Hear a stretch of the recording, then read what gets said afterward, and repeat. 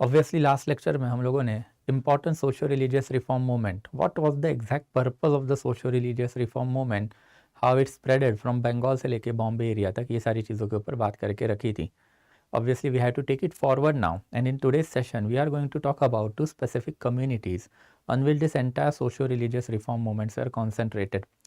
सबसे पहले तो ऑब्वियसली इंडिया की लोअर जाति, लोअर वर्ण, collectively they are called as the depressed classes during the time period of the British Raj, and post British Raj में इन कम्युनिटी को हम लोग दलित के नाम से भी जानते हैं. And there after woman, these two specific communities at any given period of the time form the largest part or the majority of our country.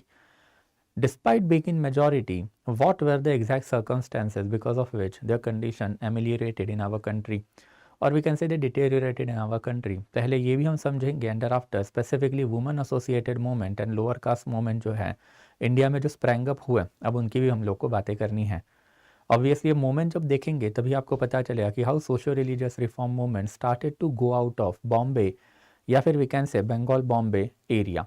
Bengal Bombay area के बाहर धीरे धीरे मूवमेंट जो स्प्रेड हुई उसमें other socio religious reform, and there after फिर we can talk about women, and फिर lower जाति लोअर वर्ण. ये हमेशा से इंपॉर्टेंट एस्पेक्ट रहा है, एंड वही से आज हम लोगों को चालू करना है. बट अगेन आगे बढ़ने से पहले will get access to this entire PPT on the Telegram channel of ours guys.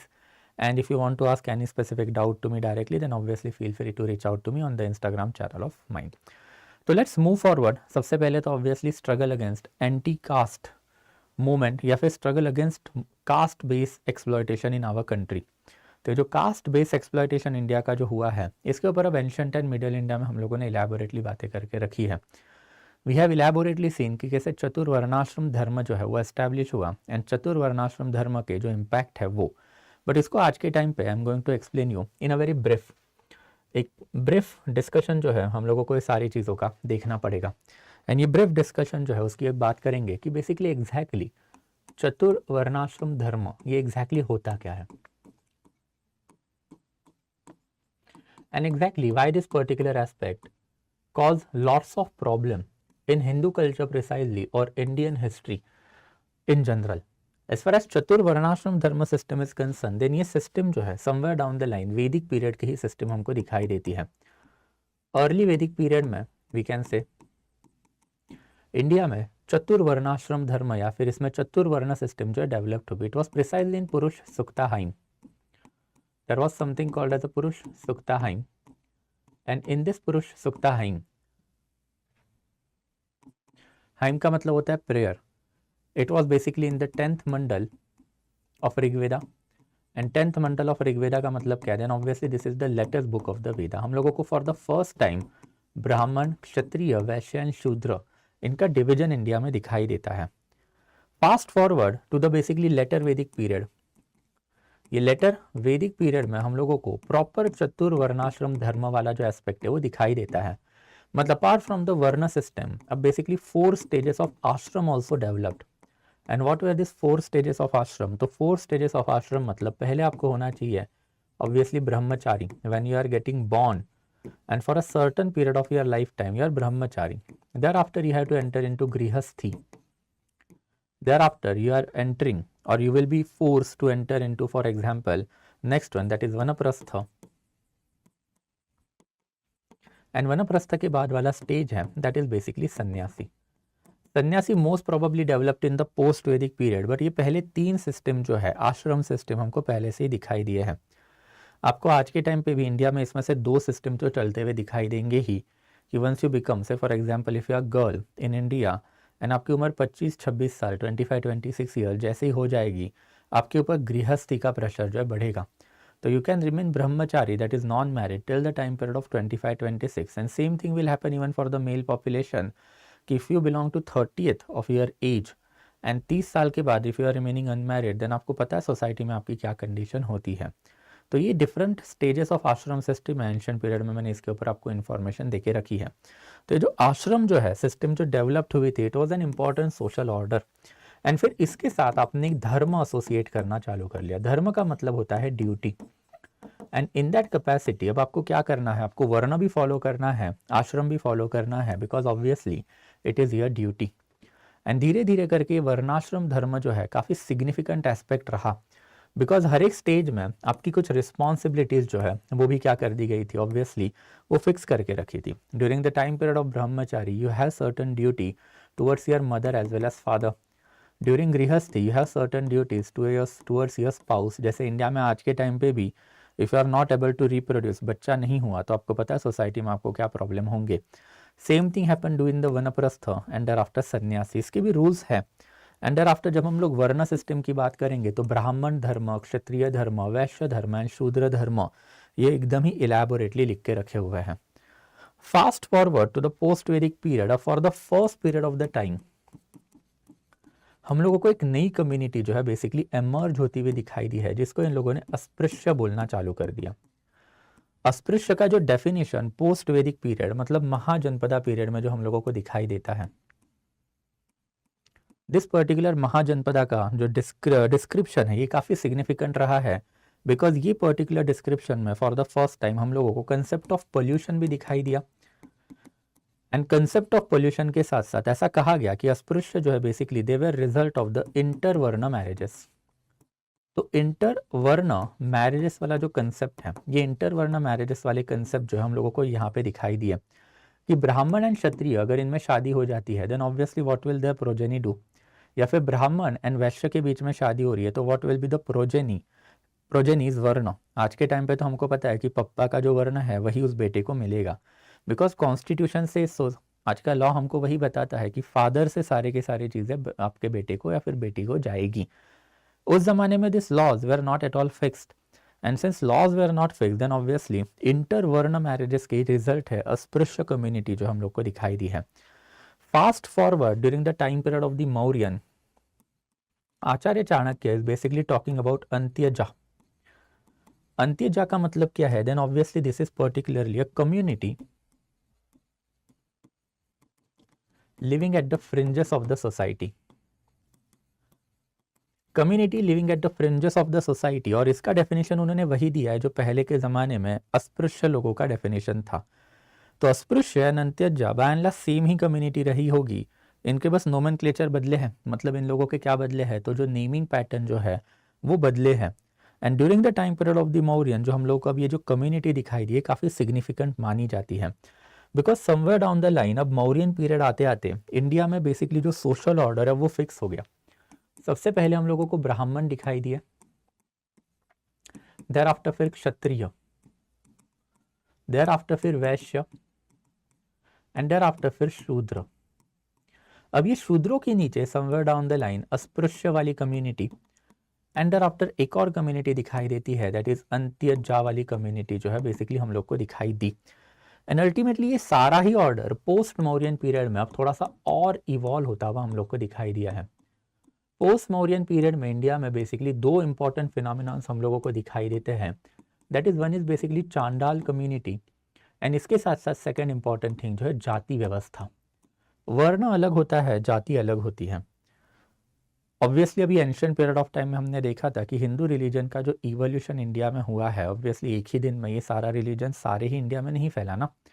It got spreaded over a period of the time. The process started from Patliputra and it took them almost 1500 years in order to spread entire Hindu religion in our country. And obviously in that capacity you need to understand कि पाटलिपुत्र में बैठा हुआ ब्राह्मण से for example letter period of time में कर्नाटका केरल वाला area जब Hindu religion के अंडर आया वहाँ पे बैठे हुए ब्राह्मण को अपने से इक्वल मानेगा क्या? एब्सोल्युटली नहीं. And that's why you invented जाति व्यवस्था. एंड जाति व्यवस्था में क्या हुआ अल्टीमेटली? अपने विथिन ब्राह्मण हजारों जातियाँ बनाई, विथिन क्षत्रिय हजारों जातियाँ बनाई, विथिन वैश्य अपने हजारों जातियाँ बनाई, and there will be thousands of jati within Shudra varna. तो varna remain fix because it was mention in the Vedic period. You can not carry out any kind of the interference in to this system. But as far as jati vyavastha is concern then obviously जाति व्यवस्था ये पुराणिक system मानी जाती है. And पुराण जो है they can be री written by Brahmanas. एक उपब्राह्मीण नाम का कंसेप्ट हमेशा से पुराण से एसोसिएट है. इसका मतलब क्या है? तो Brahmin can not only interpret but also can carry out addition and deletion in Purana. And that's how धीरे धीरे जाति व्यवस्था आनी दिखाई चालू हुई. इन पोस्ट गुप्ता पीरियड हम लोगों को मोर देन 1000 जातियाँ दिखाई दी है. पोस्ट गुप्ता पीरियड आते आते this jati we reach almost to 3000. And by the time period of the Chola dynasty या फिर post ancient India we can say या फिर अर्ली मिडिल पीरियड, अब मोर देन 8000 जातियाँ जो है इंडिया में आपको दिखाई देंगी, because obviously Hindu religion is spreading, multiple non Aryanical population are being brought within Hindu हिंदू रिलीजन, तो इनको कंसिक्वेंटली अपने वर्ण दे दिया। बट ऑब्वियसली पहले बैठे हुए जो लोग हैं लेटर ऑन आए हुए लोगों को अपने इक्वल नहीं मानेंगे, तो दैट्स अ विथ इन वर्ण आपने जाति सिस्टम जो है चालू कर दी। एंड फिर हर एक वर्ण के अंदर अब मल्टीपल जातियाँ जो है हम लोगों को दिखाई देती हैं। And then obviously there after one more community that is Chandal community दिखाई देती है। बट चांडाल कम्युनिटी के साथ साथ अब ये दोनों कम्युनिटी का नाम हमको नहीं दिखाई दिया है। And that's a majority of the historian agree कि चांडाल कम्युनिटी जो है मतलब यही वाले लोग जो है रहे होंगे। अभी हमने देखा था कि कंसेप्ट ऑफ पोल्यूशन जो है ये इनसे एसोसिएट की जाती है। What is the meaning of concept of pollution? Then obviously during the time period of the Mahajanapada हमको ये अर्लीस्ट रेफरेंस दिखाई दिए है कि Brahmin is getting disturb by, because उसके बाजू में एक चांडाल या फिर उसके बाजू में एक बेसिकली अस्पृश्य बंदा गया, एंड वो अस्पृश्य बंदे से जो बेसिकली ब्रीज फ्लो होकर आ रही है वो ब्राह्मण को टच हो गई। वैसे अल्टीमेटली सेठी मतलब रिच मर्चेंट, उसकी बेटी जो है वो परेशान हो गई है because she has seen one particular अस्पृश्य and she is getting disturb, कि अब उसको देखने की वजह से अब वो पोल्यूट हो गई है। तो यही कंसेप्ट जो है अब और ज़्यादा बढ़े, and by the time period of the post Mauryan period we can say अभी अस्पृश्य कम्युनिटी जो है या फिर अंत्यजा कम्युनिटी जो मौर्यन में डेवलप्ड हुई, अब इन लोगों को सबको आप क्या बोलोगे? तो चांडाल कम्युनिटी के नाम से ही बोलोगे। एंड ये चांडाल कम्युनिटी मतलब कौन है? तो इनको ही आज आपके टाइम पे आप अनटचेबल नाम से जानते हो। इनकी प्लाइट फिर हम लोगों को दिखाई दी है during the time period of the Gupta period. Gupta period में फॉर द फर्स्ट टाइम फा हेन has given us this particular information कि चांडाल कम्युनिटी जो है इंडिया में बहुत ही ह्यूज लेवल पे दिखाई देती है। This people are forced to live at the outskirt of any particular village या फिर अर्बन टाउन। ये लोग सिटी में सिर्फ तभी आएंगे जब लोकल लेवल का एडमिनिस्ट्रेटर या फिर king has given them permission to do so. And इन लोगों से सारा मैन्युअल लेबर का काम जो है urban cities and after village level पे करवाया जाता था।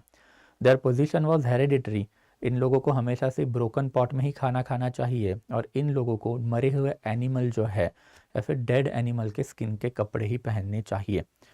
तो सिस्टमैटिकली वी कैन सी कि by this particular period of the time अब ये कम्युनिटी डेवलप्ड होती हुई हम लोग को दिखाई दी है। And by the time period of the post Gupta we can say, या फिर पकड़ के चलना कि समवेयर अराउंड द टाइम, अब इतना इन डिटेल में नहीं जाऊंगा, but then obviously during the period of the early medieval period Al Biruni नाम का एक बंदा जो इंडिया में आया। अल बरूनी काफ़ी सिग्निफिकेंट पर्सनैलिटी रहा है। He had arrived in our country by the Mahmud of Ghazni. Mahmud of Ghazni had invaded India in between 1000 to 1027 AD for 17 times. Total 17 invasion Ghazni के हुए थे, एंड इसमें से मल्टीपल इन्वेजन में Al बरूनी was a court scholar in the court of Mahmud of Ghazni. He had also arrived in our country. Ghazni died in 1027, and इसके मरने के बाद अल बरूनी ने 1030 में एक बुक लिखी थी जिसका नाम था किताबुल हिंद। काफ़ी सिग्निफिकेंट बुक है एंशंट इंडिया में, सॉरी मीडियल इंडिया में, मैंने आपको इसके बारे में पढ़ाया हुआ भी है। And Kitabul Hind is a very very significant piece of information. Why this particular book is a significant piece of information? तो obviously Kitabul Hind is the book जिसमें ultimately Al बरूनी has given us the information कि he was very well versed with a सांस्कृतिक literature. Obviously Ghazni जब India में आया तो invasion सिर्फ आप घोड़ों पे बैठे और ऐसे ही जाके इन्वेड कर दिया, ऐसा नहीं होता है, उसके भी कुछ रूल्स होते हैं। And in order to basically prevent any sort of the conflict at a local level, राजा को जो बेसिकली फॉर एग्जांपल गजनी को आना है तो उसको सिर्फ लूट कैरी आउट करनी है लोकल लेवल पे, तो वॉरफेयर के बिना अगर वो लूट कैरी आउट करे तो उसके ऊपर उनका फोकस होता था। एंड फॉर दैट पर्पज़ आपको इंडिया के रूलर के साथ बात करनी है तो इंडिया की लैंग्वेज आपको आनी चाहिए। तो Ghazni had given employment to the Brahmin, and Brahmin लोगों को गजनी में बुलाया गया। उनसे अल्टीमेटली इंडिया के ancient literature as well as सांस्कृतिक लैंग्वेज का जो नॉलेज है वो गजनी ने अपने कोर्ट स्कॉलर को दिया, एंड उसमें एक कोर्ट स्कॉलर है basically Al Biruni.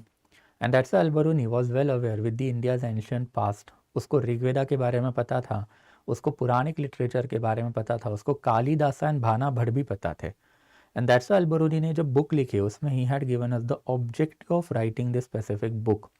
And what was the objective of writing the book? To compare India's history with India's past.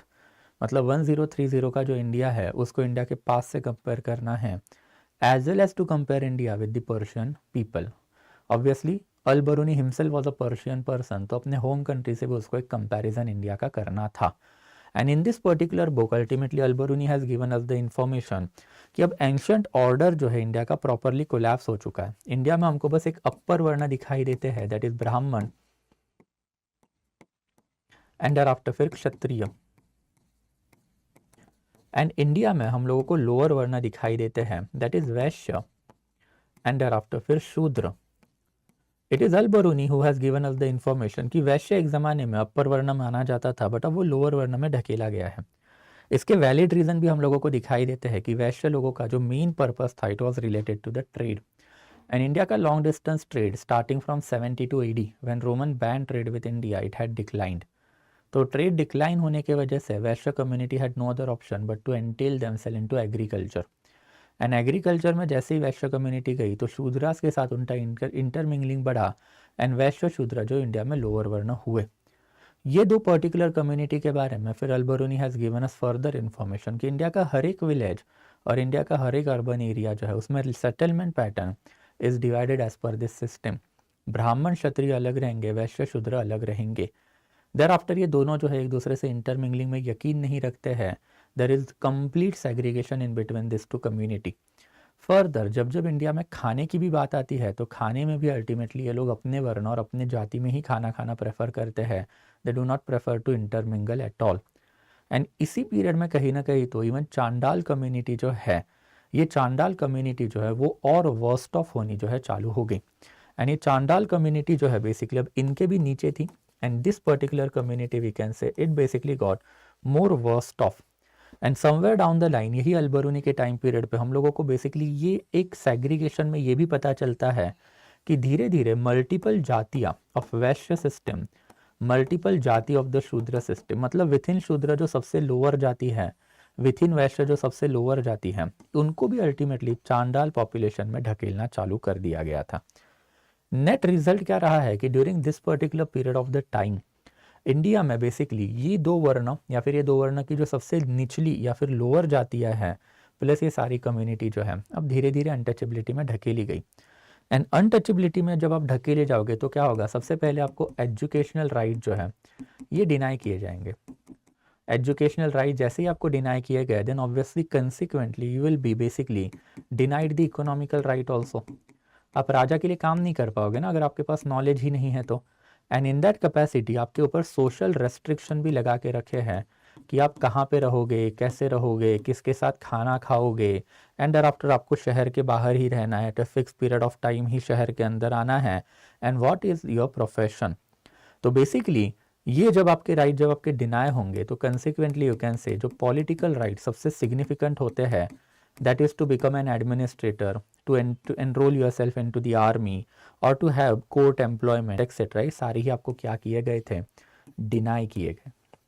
whenever you talk about atrocity on this particular population, तो atrocity का मतलब ये नहीं होता है कि आपने हंटर लिया और इनको मारा। एट्रोसिटी का मतलब होता है systematic denial of this basic right कि आप ना घर से बाहर निकल पा रहे हो, आपको इकोनॉमिकल एम्प्लॉयमेंट जो है अच्छे एम्प्लॉयमेंट वो दिए नहीं जा रहे हैं, आपको पॉलिटिकल राइट मतलब to get into the court, to sit with the king या फिर इवन बिकम अ किंग या फिर बिकम अ बिग एडमिनिस्ट्रेटर, ये डिनाई किए गए हैं। एंड वर्स्ट आपको एजुकेशनल राइट भी डिनाई किए गए हैं। And this is something that we can say चतुर्वर्णाश्रम धर्म सिस्टम जो है it is all about. Finally Al Biruni के बाद फिर सल्तनतन मुगलों का राज इंडिया पे आया। एंड सल्तनत मुगलों के टाइम पीरियड में फिर इंडिया में इतना ज़्यादा जो है कुछ चेंजेस नहीं हुए। Obviously those people never interfered into Hindu social order, and ऐसा फिर अल बरूनी ने जो ऑर्डर बेसिकली मेंशन किया वो by this particular time period that is socio religious reform period क्या रहा है, देन ऑब्वियसली बना हुआ रहा है। एंड अब ऑब्वियसली ये वाली जो सिस्टम जब आप इंडिया में देखोगे as we have discussed in our yesterday's lecture कि ना western educated Indian people were there in our country who were firm believer of the secular values और who were firm believer of the equality based parliamentary democracy, then उनके लिए ये वाली चीज़ें जो है वो मुश्किल गई ही होंगी। And exactly that is what happen कि धीरे धीरे करके जैसे ही सोशो रिलीजियस रिफॉर्म मूवमेंट चालू हुए तो सोशो रिलीजियस रिफॉर्म मूवमेंट में बंगाल साइड में अगर आप देखोगे तो woman was the hallmark, because वहाँ पे जो लोअर जाति लोअर वर्ण है they had converted themselves into Islamic religion, तो वहाँ पे इतना ज़्यादा प्रॉब्लम नहीं था। बट धीरे धीरे जैसे ही बॉम्बे की तरफ आप आओगे तो बॉम्बे में वुमेन से ज़्यादा प्रॉब्लम जो है अनटचेबिलिटी का था, बिकॉज इस्लामिक रिलीजन का स्प्रेड ये वाली एरिया में इतना नहीं हुआ thanks to Marathas. And second important aspect, यहाँ पे सिख रिलीजन भी नहीं था, which was the case with the north western India. And that's why lower जाति लोअर वर्ण वाली मूवमेंट आपको नॉर्थ इंडिया में इतनी ज़्यादा नहीं दिखाई देती है, बिकॉज वहाँ के लोअर जाति लोअर वर्ण could escape from their religion. They could either get themselves convert into Islamic या फिर Sikh religion. But south India की अगर आप बात करोगे तो ऑब्वियसली साउथ इंडिया में दोनों रिलीजन इतने पेनिट्रेट नहीं हुए, एंड दैट्स अनटचेबिलिटी जो है वो बहुत बड़ा प्रॉब्लम हुआ। एंड बॉम्बे रिफॉर्म मूवमेंट में अब धीरे धीरे आपको दिखाई देगा कि धीरे धीरे इट इज़ बॉम्बे ओनली जहाँ पे मैक्सिमम ब्रंट पड़ा अनटचेबिलिटी मूवमेंट का। But again obviously factors that mitigated caste based, तो ऑब्वियसली ब्रिटिश रूल का इम्पैक्ट रहा ही है, जो हमने कल ही देखा था, सॉरी यस्टरडे लेक्चर में देखा था, डे बिफोर यस्टरडे सॉरी, कि ब्रिटिश रूल की वजह से अब ये रिफॉर्म की ज़रूरत क्यों पड़ी, इक्वालिटी बेस्ड सोसाइटी क्यों आई। वैसे ही multiple individually motivated self reformers were also there who wanted to do something for the untouchable, तो ये भी एक रीज़न रहा है। एंड देयर आफ्टर ऑब्वियसली फिर धीरे धीरे नेशनल मूवमेंट भी आए, एंड नेशनल मूवमेंट में आपको दिखाई देगा कि civil right, political right, economical right, cultural right, इनकी बातें होती थी। सबसे सिग्निफिकेंट एग्जाम्पल अगर हम लोग बात करें तो ऑब्वियसली मोहम्मद अली जिन्ना ने ये सवाल उठाया था during the time period of the two nation theory कि इंडिया जो बनाया हुआ अंग्रेज़ों ने बनाया हुआ इंडिया है, and if Britishers have created this India, Britishers are giving each and every right to Indian people, Britishers are not carrying out discrimination in between Hindu Muslim or between Dalit and thereafter non-Dalit population. And in that capacity अगर Congress independence चाहता है तो कांग्रेस बताए भाई कि if India become independent then what will be the position of the Dalit in India. आप दलित लोगों को इक्वल नहीं मानते हो। जिन्हा ने ये एलिगेशन लगाया था कि कांग्रेस की पूरी ऑर्गेनाइजेशन है ये अपर जाति अपर वर्ण से बिलोंग्ड ऑर्गेनाइजेशन है, and if that particular scenario comes back in our country तो दलितों को ही फ़ायदा नहीं होगा, तो इस्लामिक रिलीजन तो आपका है ही नहीं, तो there is no need for you to tell us कि हम लोगों को इंडिपेंडेंस चाहिए। एंड अगर हम इंडिपेंडेंस ले रहे हो then obviously it has to be with the division of India, partition करके ही आगे बढ़ना है। तो ये भी एक काफ़ी सिग्निफिकेंट एस्पेक्ट रहा है कि नेशनल मूवमेंट का एक ह्यूज इम्पैक्ट ये डिस्कोर्स के ऊपर पड़ा, ये बेसिकली डिस्कशन और डिबेट के ऊपर पड़ा कि if India is becoming independent what shall be the position of Dalit in it, what shall be the position of the depressed classes, untouchables in it, because at any period of the time this is a significant chunk of population, and this particular chunk of population was thrown into their misery because of the Chaturvarnashram dharma system, and Gandhi ji was the biggest advocator of this particular system. Gandhi ji को ही तो चाहिए था चतुर्वर्णाश्रम धर्म, and that's why ultimately धीरे धीरे करके you can say कि अब ये particular caste based डिस्क्रिमिनेशन जो है अब उनके खिलाफ आवाज़ें उठनी इंडिया में चालू हुई, जिसमें अगर अर्लीस्ट लेवल पे सबसे सिग्निफिकेंट वॉइस कहीं से उठी है then obviously it was from the Satyashodhak Samaj और ज्योतिबा फुले। ज्योतिबा फुले अगेन अभी नाउ यू विल सी ये कि एंटायर सोशल रिफॉर्म मूवमेंट जो है अभी बॉम्बे से चालू होगी and there after south India में स्प्रेड होगी, as I told you yesterday also कि बंगाल, बॉम्बे, फिर south India and there after फिर पंजाब वाला एरिया। एंड फिर ये सोशो रिलीजियस रिफॉर्म मूवमेंट में ऑब्वियसली महात्मा ज्योतिबा फुले का नाम सबसे ही सिग्निफिकेंट रहा है। इनफैक्ट महात्मा ज्योतिबा फुले के अगर कुछ नोटेबल वर्क्स की अगर हम लोग बात करें तो सबसे पहले तो है 1848 में ही started India first school for girls.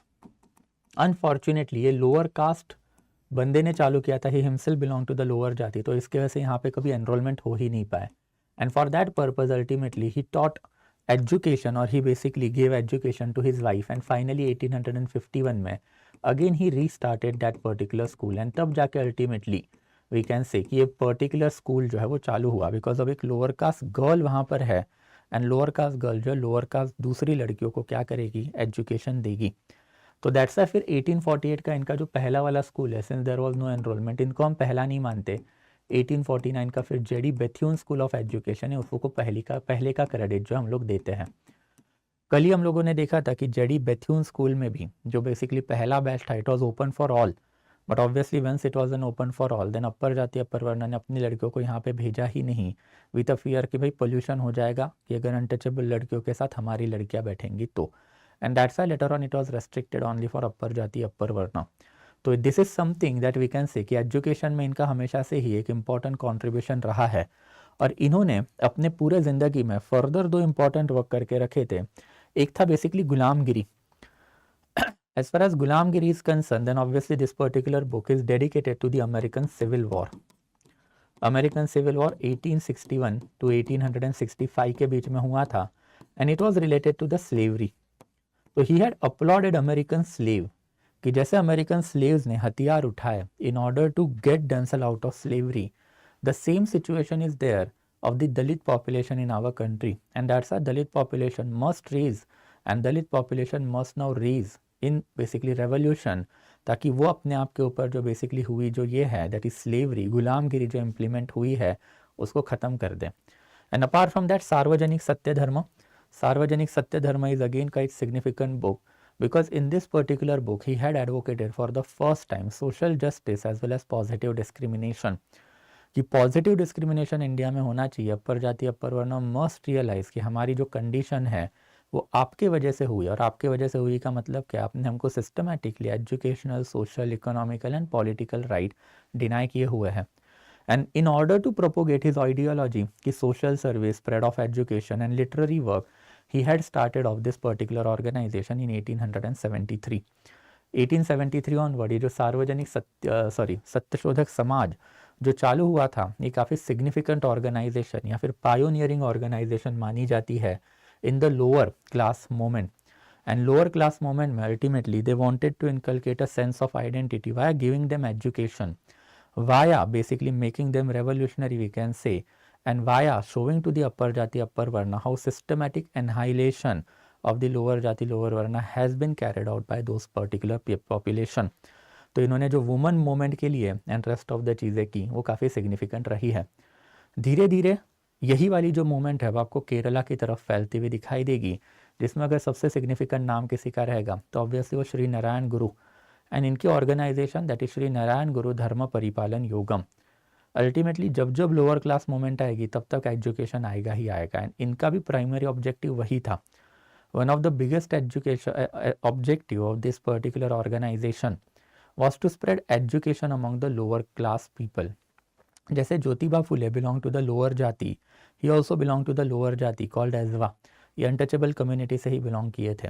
And ये एजवा कम्युनिटी से जो बिलोंग कर रहे थे तो इनका वही ऑब्जेक्टिव था कि पहले तो एजुकेशन दे के अनटचेबल्स को अपने माइजरी से बाहर लाना है। एंड सेकेंड इंपॉर्टेंट एस्पेक्ट क्या है, देन ऑब्वियसली हम लोगों के नीचे जो जातियाँ हैं, obviously with in untouchables also there was जातियाँ, एंड उसमें भी अनटचेबिलिटी थी। तो obviously we have to give up untouchability विस और as compare to the lower population as compare to us. तो ये जो ट्विन ऑब्जेक्टिव है इसी के ऊपर ये पूरा मूवमेंट जो है बना हुआ था। It was basically Shri Narayana गुरु जिन्होंने अल्टीमेटली महात्मा गांधी को अपोज भी किया था कि Mahatma Gandhi is talking about nationalism, Mahatma Gandhi is talking about चतुर्वर्णाश्रम धर्म system, Mahatma Gandhi is talking about Ram Rajya. हमको नहीं रहना है ऐसे सिस्टम में, बिकॉज अगर ये सिस्टम इम्प्लीमेंट होती है देन ऑब्वियसली फिर लोअर जाति लोअर वर्ना दैट इज़ अनटचेबल जो है इनके सारे के सारे राइट जो है आप लेके चले जाओगे। एंड अगर ये वाली जो कम्युनिटी है बड़ी मुश्किल से अंग्रेज़ों ने इनको बेनिफिट दिया है, अगर वो नहीं मिलेगा तो why this particular community will support national movement. So ultimately Gandhi ji मिलने भी गए थे श्री नारायण गुरु से, बट मिलने के बाद भी कुछ ज़्यादा फ़ायदा जो है इतना नहीं होता, वो हमको दिखाई देता है। तो this is something related to this particular movement. इनका जो बेसिकली बाकी की सारी जो चीज़ें हैं दैट इज़ फैक्चुअल डाटा मैंने दे के रखा हुआ है। दिस इज़ बेसिकली SNDP को अरावीपुरम मूवमेंट भी बोला जाता है। तो एजवा देर आफ्टर स्कूल बनाना है, गवर्नमेंट सर्विसेज में जाना है, टेम्पल एंट्री करवानी है, पॉलिटिकल रिप्रेजेंटेशन करवाना है, एजुकेशन देना, ऐसे मल्टीपल लोअर क्लासेस को अपलिफ्ट करने वाले काम जो है इन्होंने करके रखे थे। There after next important movement जो है ऑब्वियसली सेल्फ रिस्पेक्ट मूवमेंट जो चालू की थी वी रामास्वामी नायकर ने। अगेन वी रामास्वामी नायकर काफ़ी सिग्निफिकेंट लीडर रहे हैं। In the initial period he himself was the leader of Indian national Congress. However 1920 में लोकल मूवमेंट या फिर जब नॉन कॉपरेशन मूवमेंट चल रही थी तो लोकल लेवल पे कांग्रेस का एक फेस्ट मतलब बेसिकली मीटिंग ऑर्गेनाइज हुआ था, उसमें he had participated and he was very much shock to see कि once that meeting was over तो जो ईटिंग पैटर्न है that particular eating pattern was divided on the basis of the caste line. Al Biruni ने ये situation 1030 में बता के रखी थी। 1920 मतलब ऑलमोस्ट 900 ईयर्स तक सिचुएशन वैसी ही थी। And there after he decided कि if Congress is demanding for the independence and if Congress is behaving like that, then obviously फिर ये इंडिपेंडेंस का फ़ायदा क्या है? इससे अच्छा तो फिर अंग्रेज़ों वाला राज है कि जिसमें एटलीस्ट इक्वालिटी बेस्ड ट्रीटमेंट है, एजुकेशन मिल रहा है, गवर्नमेंट जॉब मिल रही है, एंड कांग्रेस या फिर सॉरी ब्रिटिश जो है ये अनटचेबिलिटी को मानते भी नहीं है। अगर ऐसी पॉलिटिकल पार्टी के हाथ में पावर चली गई who is basically an ardent supporter of the casteism, then फिर तो भाई गड़बड़ है। एंड दैट्स अल्टीमेटली 1924-25 में ही started his own movement that is basically self respect movement. Self respect movement का जो क्रेडिट है बहुत टाइम पे किसी और बंदे को भी दिया जाता है, but for all practical purpose ये हम लोग क्रेडिट इन्हीं को देंगे। ये पर्टिकुलर मूवमेंट हमेशा से एंटी ब्राह्मणिकल रही है कि साउथ इंडिया में जो increasing influence of the Brahmanical religion, Sanatan religion रहा है, उसके खिलाफ ये लोग बात करेंगे। एंड अनटचेबल्स को अल्टीमेटली हम लोगों को द्रविडियन कल्चर के बारे में बताना पड़ेगा कि they are the original inhabitant of this particular area. ब्राह्मण लोग बाहर से आए एंड उन्होंने ब्राह्मणिकल सिस्टम यहाँ पे इन्फोर्स करके रखी हुई है।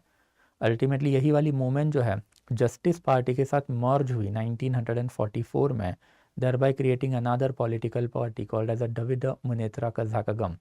And Dravida Munnetra Kazhakagam, DMK, this particular political party आज भी गवर्नमेंट में बैठी हुई है, एंड दैट्स वो एंटी सनातनी पॉलिटिकल पार्टी है। बिकॉज इनकी अगर आप बात मानोगे तो as per this particular movement कि ब्राह्मण बाहर से आए हुए हैं, उन्होंने संगम लिटरेचर, तमिल कल्चर ख़त्म करके हमारे ऊपर ये बाहरी सिस्टम, आर्यनिकल सिस्टम एनफोर्स की है, चतुर्वर्णाश्रम धर्म सिस्टम एनफोर्स की है, तो हम लोगों को जो है बेसिकली इसको नहीं मानना है।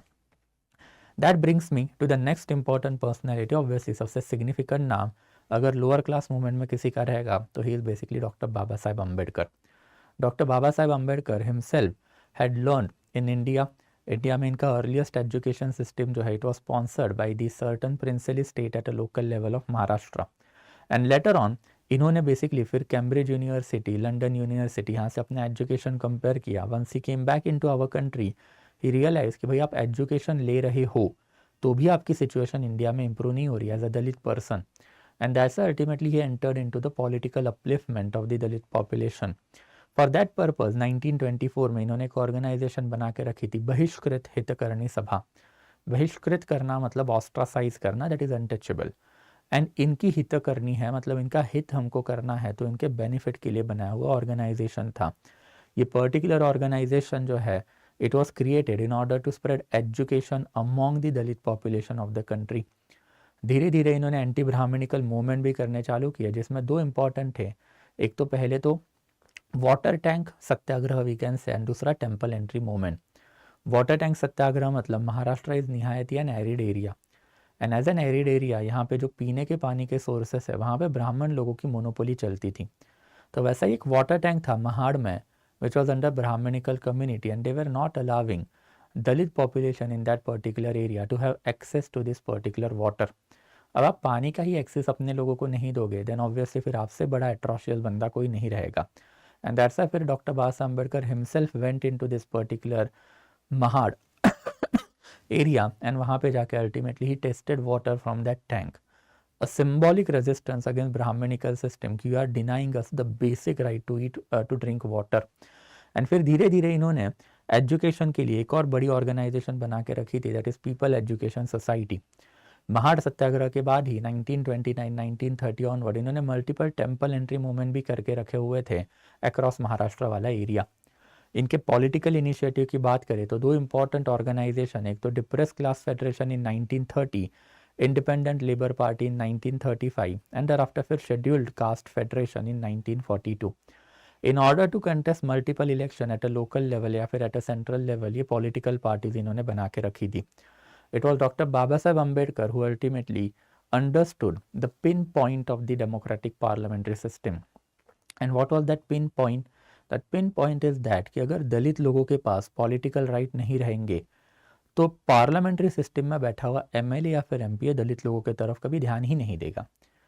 क्यों ध्यान नहीं देगा? बिकॉज वो लोगों के पास वोटिंग राइट नहीं है ना, एंड अगर वोटिंग राइट नहीं है तो वाई विल एन एमपी और MLA will care about this particular population. And that's why doctor Baba Saheb Ambedkar always advocated कि यूनिवर्सल एडल्ट फ्रेंचाइजी होनी चाहिए। One of the objective of this particular organization is a universal adult franchisee itself. Later on इसके ऊपर भी बात करेंगे। 1927, 1932 ये काफ़ी सिग्निफिकेंट टाइम पीरियड रहा है नेहरू रिपोर्ट से कम्युनल अवार्ड तक का। एंड उसमें अंबेडकर जी हमेशा वही कहते थे कि भाई हम लोगों को यूनिवर्सल एडल्ट फ्रेंचाइजी इंडिया में लानी पड़ेगी। क्यों लानी पड़ेगी? बिकॉज जब तक दलितों को वोटिंग राइट नहीं मिलते हैं, एन एमपी और MLA in India is not going to look at that particular population. And वही ऑब्जेक्टिव के साथ सॉरी इन्होंने ये ऑर्गेनाइजेशन बना के रखे हुए थे। देर आफ्टर फिर Mahatma Gandhi, not that significant name as far as lower जाति लोअर वर्ण मूवमेंट इज कंसर्न। 1931-32 में when he had gone into London in order to participate in the second round table conference, तब डॉक्टर बाबा साहब अम्बेडकर ने जो इनका criticism किया था, वो क्रिटिसिज्म के बाद ultimately he entered into the lower class movement या फिर दलित मूवमेंट, और इन्होंने भी अपनी एक ऑर्गेनाइजेशन बना के रखी थी, that is all India Harijan Sevak Sangh.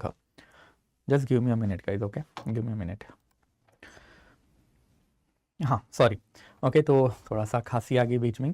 तो महात्मा गांधी जो है, he had basically reach London in 1931 in order to participate in the second roundtable conference, and in that second roundtable conference Dr. Baba Saheb Ambedkar had carried out his criticism. You are talking about independence, tell us कि पहले Congress party ने दलित population के लिए क्या किया है, and if you claim to be the representative of the entire India, tell us what you have done for the Dalit population that you are claiming you are representative of the entire India. So you are not representative of entire India, you are representative of the Brahman Kshatriya population only. And ये गांधी जी को इतना लगा कि Gandhi ji ultimately started his own organisation that is all India Harijan Sangh in 1932, and ultimately in order to eradicate untouchability Gandhi ji ने multiple हरिजन tour जो है across India किए हुए थे इन बिटवीन 1932 टू 1948, एंड ये काफ़ी सिग्निफिकेंट एस्पेक्ट रहा है। 1932 से लेके 38 के बीच में इंडिया के पॉलिटिक्स में गांधी जी जब जब आपको दिखाई देंगे, तब तक आपको कोई ना कोई तो अनटचेबिलिटी इरेडिकेशन का काम करते हुए इंडिया में दिखाई देंगे।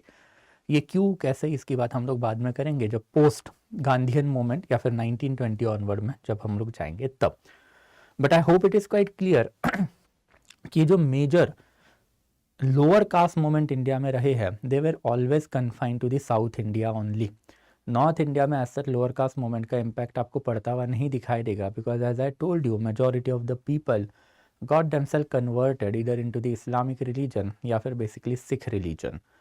एक अपर जाति अपर वर्ण वाला बंदा तो अपना धर्म नहीं बदलेगा ना, तो who are the people who are basically carrying out their religious conversion? Obviously वही लोग हैं जो धर्म में उनको लोअर जाति लोअर वर्ण या फिर अपने अनटचेबल का स्टेटस देके रखा हुआ है। तो if that population has to get out of their misery, then obviously उनका एक कन्वर्जन जो आपको हमेशा से ही दिखाई देगा। देर आफ्टर कुछ और मूवमेंट इंडिया में दिखाई दिए हैं, जैसे वोक्कालिंगा मूवमेंट इज़ देयर। ये एक परसिक्यूटेड माइनॉरिटी रही है, इनको वोडेयार राजाज ने भी परसिक्यूट किया है और इनको हैदर अली टीपू सुल्तान ने भी परसिक्यूट किया है। फाइनली 1906 में इन्होंने वोक्कालिंगा संघ and there after one more basically अपना न्यूज़पेपर जो है बनाया था, और इनकी भी आइडियोलॉजी वही थी कि this is an anti brahmanical movement and in that capacity हमको educational right and political rights चाहिए। In order to carry out advocation of the educational right and political right, this particular organization was created. Thereafter justice movement ये 1910s में India में बनती हुई दिखाई दी है। CN Mudaliar, Nair and thereafter even Tyagaraja, इनके अंडर ये मूवमेंट चली, एंड फाइनली 1917 में इन्हीं लोगों ने मद्रास प्रेसिडेंसी एसोसिएशन बनाया।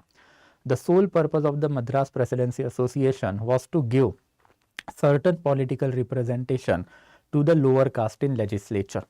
एंड 1917 से लेके 1919 के बीच में यहाँ पे लोकल लेवल पे 2-3 इलेक्शन हुए, एक तो मद्रास म्यूनिसिपल काउंसिल का and after Madras state legislature का। And in that particular basically legislature वाली जो इलेक्शन है, उसमें इन्होंने इंट्रा पार्टी डेमोक्रेसी के नाम पे बस सर्टन टिकट जो है ये लोअर जाति लोअर वर्ण वालों के लिए रिजर्व रखे थे, there by providing reservation for the first time in our country. India में सबसे पहला रिजर्वेशन अगर कोई पॉलिटिकल पार्टी ने प्रोवाइड किया रहेगा तो ऑब्वियसली वो इन्होंने ही किया था। एंड धीरे धीरे reservation policy even British government ने अडॉप्ट की, दैट इज़ 1932 में डिप्रेस क्लासेस को पहले तो separate electorate and there after फिर जॉइंट इलेक्टोरेट विथ रिजर्वेशन जो है ब्रिटिश गवर्नमेंट ने दिया था। उसकी बातें हम लोग लेटर ऑन करेंगे। ये यही जस्टिस मूवमेंट है which was ultimately got merge with home, then obviously it got merge with the self respect movement thereby creating Dravida Munnetra Kazhagam in 1940-44 के पीरियड में। Thereafter फिर next important aspect is basically position of the woman. But I hope it is quite clear कि अगर हम लोग lower जाति lower वर्ण की बात करते हैं तो लोअर जाति लोअर वर्ण जो है इनका चतुर्वर्णाश्रम धर्म एंड इनसे एसोसिएटेड मल्टीपल मूवमेंट। तो social reform movement as far as South India is concern, यहाँ पे आपको मैक्सिमम टाइम पे जो प्राइमरी फोकस दिखाई देगा वो किस पे दिखाई देगा, देन ऑब्वियसली वो दिखाई देगा लोअर जाति पे, लोअर वर्ण पे। एंड क्यों, अब उसका डिस्कशन एंड ये मूवमेंट्स एग्जैक्टली कौन से थे वो हमने देख लिए। Now let's move towards the next important community जिनके खिलाफ इंडिया में हमेशा से एट्रॉसिटी हुई है, that is woman. As far as position of the woman is concern then obviously इसके ऊपर भी हम लोगों ने elaborate discussion ancient as well as medieval period में करके रखा हुआ है। And ancient and medial period में हम लोगों ने देखा है कि धीरे धीरे वुमन से एसोसिएटेड सारी ही बुरी चीज़ें जो है इंडिया में कैसे डेवलप्ड हुई। अब इसमें अगर हम लोग कुछ इंपॉर्टेंट बातें करें देन अगेन वैदिक पीरियड में इक्वालिटी थी। It was in later Vedic period we can say woman as a source of misery consider हुई। And by the time period of the post Gupta हमको child marriage, dowry and thereafter even widow remarriage का abolition ऐसे certain angle जो है वो दिखाई दिए है। By the time period of the post Gupta we can say कि इंडिया में सती प्रैक्टिस भी आ गई। And by the time period of the early medieval period फिर पोजिशन ऑफ द वुमन जो इंडिया में असर्टन हुई कि अगर if you belong to the lower जाति अपर जाति अपर वर्ण वुमन, अपर जाति अपर वर्ण, देन ऑब्वियसली सबसे पहले तो आपका चाइल्ड इन्फेंटिसाइड होगा। अगर आप उससे बच गए तो ऑब्वियसली चाइल्ड मैरिज, उसमें भी आपको huge amount of the dowry देनी पड़ेगी। चाइल्ड मैरिज के साथ साथ आपके एजुकेशनल राइट डिनाई किए जाएंगे and you will be confined only to the home. अंतपुरा में आपको रखा जाएगा। अंतपुरा मतलब ऑब्वियसली एक तो बेडरूम या फिर kitchen. There after with in house hold level पे भी आपको डिसीजन मेकिंग के राइट्स नहीं मिलेंगे, सारे right will be reserve with the male population. Polygamy, there after पर्दा, देर आफ्टर इवन सती जैसी प्रैक्टिसेस है वो भी आपके ऊपर जो अब एनफोर्स की जाएगी। एंड ऑब्वियसली सती मतलब क्या, देन ऑब्वियसली सती में भी हमने देखा था during our ancient and medieval lecture कि इसमें भी अल्टीमेटली जैसे ही आपका पति मर गया तो आपको उसके साथ फनरल पायर में रखा जाएगा। एंड इन दैट कैपेसिटी एक अनुमरण एंड सहमरण वाला कंसेप्ट होता है। अनुमरण सहमरण वाला कंसेप्ट भी हमने एंशिएंट पीरियड में देखा हुआ है। अगर आप लोअर जाति लोअर वर्ण से बिलोंग है देन ऑब्वियसली लोअर जाति लोअर वर्ण में आपकी पोजीशन फिर भी थोड़ी बहुत अच्छी रहेगी, because ultimately you will be having access to the outside life. आप घर से बाहर में निकलोगी, आप गेनफुल एम्प्लॉयमेंट भी करोगी। क्यों, बिकॉज यही लोअर जाति लोअर वर्ण वाली वुमन अपर जाति अपर वर्ण वाले जो लोग हैं उनके लिए सर्व करेंगे ना। Concubine that is prostitute we can say, domestic servant हो सकते etcetera. And for that purpose फिर अल्टीमेटली लोअर जाति लोअर वर्ण वाली वुमन के ऊपर आपको दिखाई देगा कि पर्दा सिस्टम हो सकती है या फिर even we can talk about sati system जो है वो बेसिकली एनफोर्स नहीं हुई है। चाइल्ड इन्फेंटिसाइड भी बेसिकली इनका नहीं होता था because that woman can go out of home and they can on the livelihood. तो इसकी वजह से फिर चाइल्ड इन्फेंटिसाइड भी हमको लोअर जाति लोअर वर्ण में एज सच नहीं दिखाई दिया है। बट अगर हम लोग एक ब्रॉड पर्सपेक्टिव से देखेंगे तो woman was considered as an inferior and most probably जो मैल प्रैक्टिसेस है वो वुमन से एसोसिएटेड डेवलप्ड हुई है। And that is what ultimately we can say कि ब्रिटिशर्स का धीरे धीरे जो है फोकस भी बना। Britishers were always baffled in the initial period of the time कि इंडिया जो इतनी बड़ी और सिग्निफिकेंट कंट्री है उनमें ये वाले मैल प्रैक्टिसेस क्यों कैसे डेवलप्ड हुए। Why are we seeing this kind of the malpractices in India, ये हम लोग को दिखने नहीं चाहिए फिर भी हम लोगों को दिख रहे हैं। And for that purpose ultimately Britishers ने धीरे धीरे जो है बेसिकली इनकी पोजीशन जो इम्प्रूव करने का काम किया, जिसमें सबसे पहले prevention of the infanticide and child sacrifices 1795 and 1804 में बेसिकली ऑर्डिनेंस निकाल के ब्रिटिशर्स ने इन्फोर्स किया। देर आफ्टर फिर सती एबॉलिशन जिसकी बात हम लोग कर चुके हैं, वीडो रीमैरिज जिसकी बात हम लोगों ने करके रखी है। इससे एसोसिएटेड दो इंपॉर्टेंट फैक्चुअल डाटा आपको थोड़ा सा आपके लेवल पे याद रखना है। बट वीडो रीमैरिज ऑब्वियसली काफ़ी सिग्निफिकेंट है, आचार्य ईश्वर चंद्र विद्यासागर और उनका कॉन्ट्रीब्यूशन। देर आफ्टर फिर ऑब्वियसली ये वाली चीज़ें बंगाल के बाहर की इन्होंने फैलाई तो उनका नाम भी जो है बेसिकली मैंने आपको दे के रखा हुआ है। एंड देर आफ्टर फिर controlling of the child marriage also. Child marriage was always associated with the notion of purity. अभी मैं आपको बहुत बार समझा चुका हूँ नोशन ऑफ प्योरिटी का मतलब क्या है। तो ऑब्वियसली लड़की में जब सेक्सुअल अर्जेस डेवलप्ड होंगे उसी से पहले लड़की की शादी करवा दो, that is pre puberty marriages. And puberty कब आती है तो 12 से 12 to 14 ईयर मेंस्ट्रुअल साइकिल आने चालू हो जाते हैं, तो उसके पहले ही लड़की की शादी करवा दो।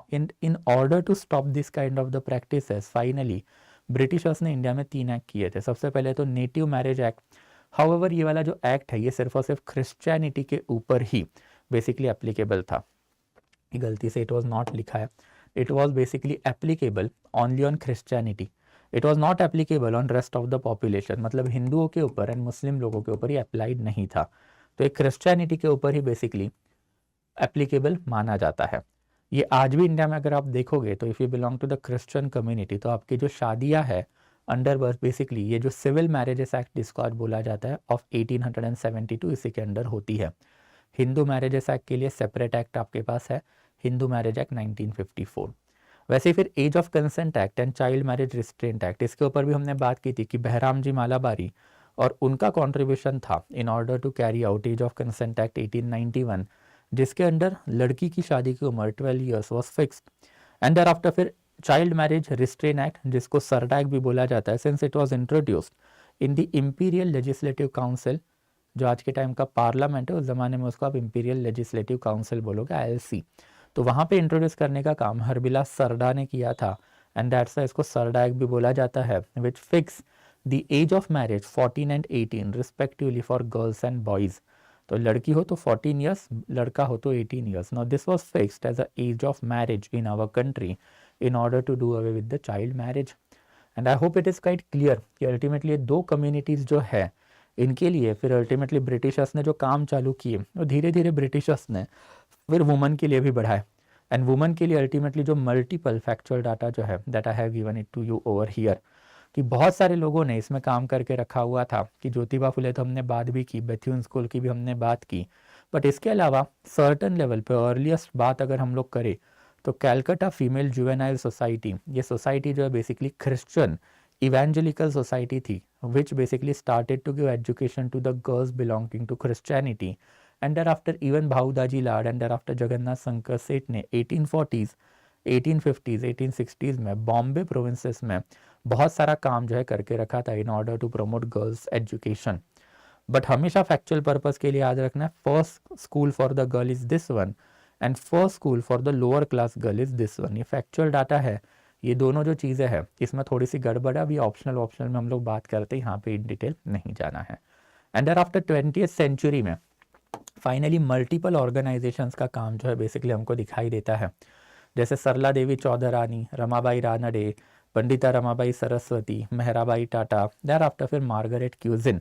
ये फैक्चुअल डाटा के लिए आपको काम रखना है या फिर याद रखना है, बिकॉज ये सारी चीज़ें was working in order to uplift women out of their misery. Bharat Shri Mahamandal, thereafter social conference, Arya Mahila Samaj, national council for women and all India women's conference, ये सारी ही चीज़ों क्या करेंगे अल्टीमेटली वुमेन एंड वुमेन से एसोसिएटेड इश्यूज जो है वो हाईलाइट करेगी। वुमेन एजुकेशन, देयर आफ्टर फिर वुमेन मैल प्रैक्टिसेज जो उसको रिड्यूस करने का काम जो है सोसाइटी में करेगी।